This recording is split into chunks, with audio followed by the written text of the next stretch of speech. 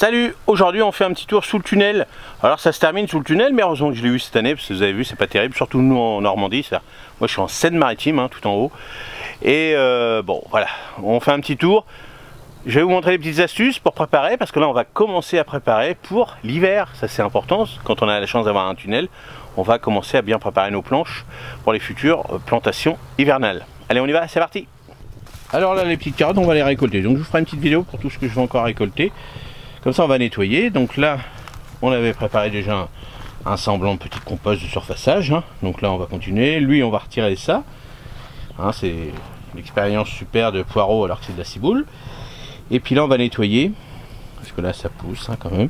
On va nettoyer les salades qu'on n'a pas pu manger, parce qu'il y en a eu tellement d'un seul coup. C'est pour ça que je vous dis toujours, plantez vos salades que vous mangez, c'est-à-dire plantez des quantités, faites plutôt des échelonnés plutôt, on va dire tous les 15 jours, 3 semaines, hein. Et là j'ai mangé déjà des petites courgettes, hein, puis là j'en ai encore une qui va arriver. Bon là ça va, là, cette courgette là elle a bien donné, c'est-à-dire bien donné par rapport à moi. J'ai un pied, j'en ai mangé 3-4 déjà, c'est déjà bien, ça me suffit, hein. Pour moi ça me suffit, mais c'est sûr vous, si vous en mangez beaucoup, il faut en faire plus, c'est évident. Donc là les petites tomates Saint-Pierre, vous voyez, qui devaient, normalement on aurait dû déjà en manger, hein, si on avait eu un temps correct. Bah ils sont là, hein. Les petites tomates, on en voit là, mais ça n'a pas rattrapé les autres, hein. Bon, là j'ai laissé dans mon petit citronnier ce qu'avait eu, je sais pas pourquoi il y a eu des tomates, a fait des fleurs, a fait comme les autres. On verra bien, si c'est pas une variété hybride, on va la laisser. On verra bien ce que ça va nous donner. Mais sinon, hein, les citrons toujours, hein. Citron, ça continue à fleurir. Il est magnifique ce petit citronnier là, magnifique, magnifique. Il y a plein de citrons partout. Voilà, il tombe tout seul. Tous ceux qui veulent pas tomber comme ça m'en laisse un petit peu. Là vous voyez, il est tout seul. Bon bah il va faire son petit bonhomme de chemin. Là il y en a plein. Là il y en a plein aussi. Génial, ça c'est génial. Bon, je vous montre vite fait, mais on fera une petite vidéo sur les tomates, hein, pour les nettoyer, tout ça. Je vais vous montrer comment je vais faire. Mais vous voyez, hein, sous le tunnel, là les tomates ça végète, hein. Ça végète, ça végète.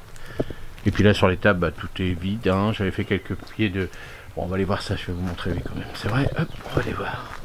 Là on avait fait une autre petite semis de thym, donc il est poussé parce que ça pousse vite. Puis la coriandre, ça va pas tarder aussi. Petite coriandre, ça va pas tarder, mais là je pense que les petites papates de chat qui ont mis les petites graines de thym dedans. Là le petit basilic, vous voyez, un petit godet, ça va mieux que l'autre, hein. L'autre il végétait, on voyait bien. Ça on va rempoter ça ensemble, on fera une petite vidéo rempotage de la sauge. Et puis là, bon, vous voyez le reste, hein. Alors je vais vous montrer un petit truc.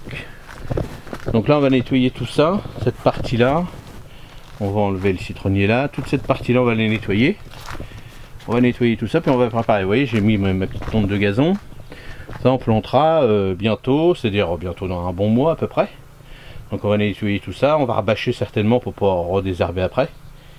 Et puis on va préparer, après on enlèvera les tomates. Quand on enlèvera ce côté là on verra bien aussi.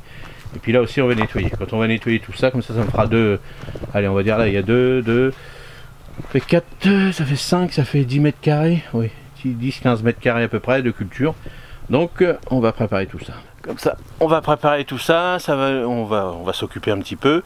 Mais surtout, hein, commencez à préparer vos planches, hein, si vous avez libéré un peu sous vos tunnels.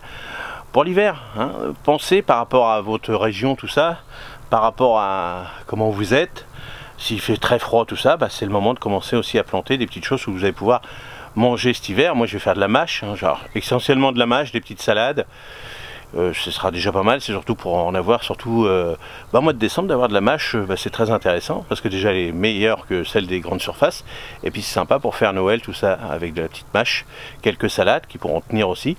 Puis l'avantage du tunnel, s'il fait froid au mois de décembre, on pourra protéger, et on mangera quand même quelque chose. Allez, dites-moi comment vous allez préparer votre tunnel, vous, si vous avez la chance d'avoir un petit tunnel. Vous pouvez faire la même chose avec un tunnel nantais, des choses comme ça. N'hésitez pas à me poser des questions dans les commentaires, j'y répondrai avec plaisir. Allez, à la prochaine, merci, salut!